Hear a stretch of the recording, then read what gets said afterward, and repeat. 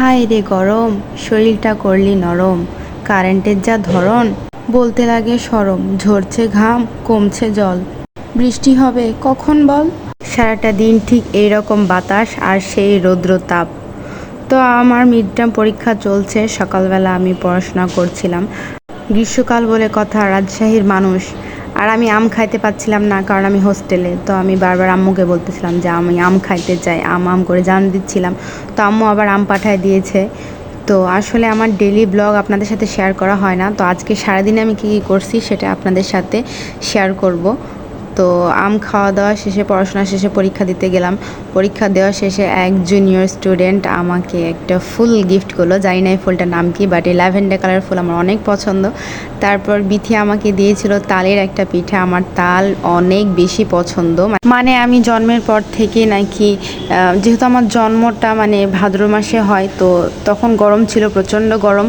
So ওই সময় থেকে আমার মানে গ্রীষ্মকালীন সব ফলমূলই আমার বেশি পছন্দ, আর তাল পিঠাটা নাকি আমি বেশি খাইতাম। তো আমার যখনই জন্মদিন হয় তো তখনই আমার বাসায় কিন্তু আম্মু তাল পিঠাটা বানাই। তো দুপুরবেলা খাওয়া দাওয়া করে একটু আরাম করে বিকালবেলা আমরা আবার আম মাখিয়েছিলাম। আম মাখা খাইতে তো আমার অনেক বেশি ভালো লাগে। আসলে আমি ভাতের সাথে বা আম মাখা, আমের শরবত, আসলে আমের সব কিছুই পছন্দ। জানি না সবাই কেন গরমকালকে এত ঘেন্না করে, বাট আমার কাছে মনে হয় summer is the best season. কারণ গরমকালে সব কিছুই আরাম, বিশেষ করে খাওয়া দাওয়ার বিষয়ে। এসব ফলমূল, আম, কাঁঠাল, তাল, জাম, এসব ছাড়া আমি কিভাবে থাকবো আমি কল্পনা করতেই পারি না। তো কিছু আম আবার আমাদের ফ্রেন্ডদেরকে দিলাম। তো সবাই মিলেই তো আম খাওয়া দাওয়া এনজয় করতেছিলাম। রাজশাহীতে টপ ফ্লোরে থাকা কী যে কষ্ট, সেটা যারা থাকে তারা বোঝে। তারপরেও যেহেতু আমি সামার লাভার, সামার এতটা প্রবলেম হয় না, তবুও পানির খুবই প্রবলেম হয়, কারণ পানি একদম গরম হয়ে যায়। তো আমরা শরবত করে খাওয়ার কথাই ভাবতেছিলাম, সেই মুহূর্তে বিথি আমাকে লেবু দেয় যে শরবত বানিয়ে খাস। তো আমি আবার শরবত বানিয়ে খাচ্ছিলাম। তো অবশ্যই লক্ষ্য রাখতে হবে যেন আমাদের শরীর এই গরমে ডিহাইড্রেটেড না থাকে। তো শরবত বানানোর মধ্যে দেখি আর আমার হোস্টেলের জুনিয়র, সে যে আমাকে কলেজে ফুল দিয়েছিল, তো ওই আবার আমাকে শরবত দিচ্ছে। আসলে ও অনেক সুইট একটা মেয়ে, ওর নাম হচ্ছে শ্রেয়া। তো ও যে কোনো কিছু বানাইলে আসলে দেয় আর কি, ওরা আমার অনেক ভাল লাগে। তো এই তো শরবত দিয়ে গেল। তারপর একসাথে 2 রকমের শরবত এনজয় করতেছিলাম আমি আর আমার রুমমেটরা। নার্সিং জীবনের এত ডেইলি ব্লগ হয় না, সারাদিনই কলেজ, পড়াশোনা আর পার্ট টাইম নিজের খাওয়া দাওয়া, নিজের কেয়ার। আর তারপরেও আজকে সারাদিনে আমি কি কি করেছি সেগুলোর শর্ট শর্ট ক্লিপ আমি নিয়ে রাখছি আপনাদের সাথে শেয়ার করব বলে। আসলে তো ওইভাবে কোথাও বের হয় না, হোস্টেল লাইফ। সো আমরা একটু বের হলে ছাদেই যাই।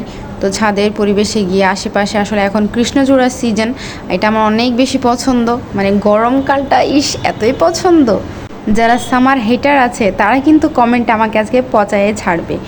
তো রাত্রে অবশ্যই পড়াশোনা শেষ করে নিজের অবশ্যই ফেস কেয়ার করি, আমি হেয়ার কেয়ার করি। হেয়ার কেয়ার বলতে আমি রাত্রে চিরুনিটাই করি, খুব সুন্দর করে খোপা করে ঘুমাই। আর ফেস প্যাক হচ্ছে, আমার যে ফেস প্যাকটা আছে সেটা আমি লেবু অথবা মধু দিয়ে মুখে 10 থেকে 15 মিনিট আমি অ্যাপ্লাই করে রেখে মুখটা ধুয়ে ফেলি। অবশ্যই রাতে ঘুমানোর আগে মুখটা ক্লিন করে ঘুমাবেন, তাতে আপনার ব্রণ উঠবে না। বা আর আমার ফেস প্যাকটা ইউজ করলে আপনার মুখটা অনেক ক্লিন থাকবে, তৈলাক্ত ভাব থাকবে না, মানে একটা ফ্রেশ লুক দিবে আর ব্রণের দাগ কমাবে। আর পানি আমাদের জন্য খুব খুব খুব ইম্পর্ট্যান্ট এই সিজনে। সো অবশ্যই বেশি বেশি পানি পান করবেন।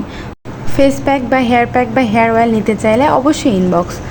তো আজকের ভিডিও পর্যন্তই, সবাই সুস্থ থাকবেন, ভালো থাকবেন। আমার আজকের ডেইলি ব্লগটা এতটুকুই ছিল। তো good night and Allah Hafiz.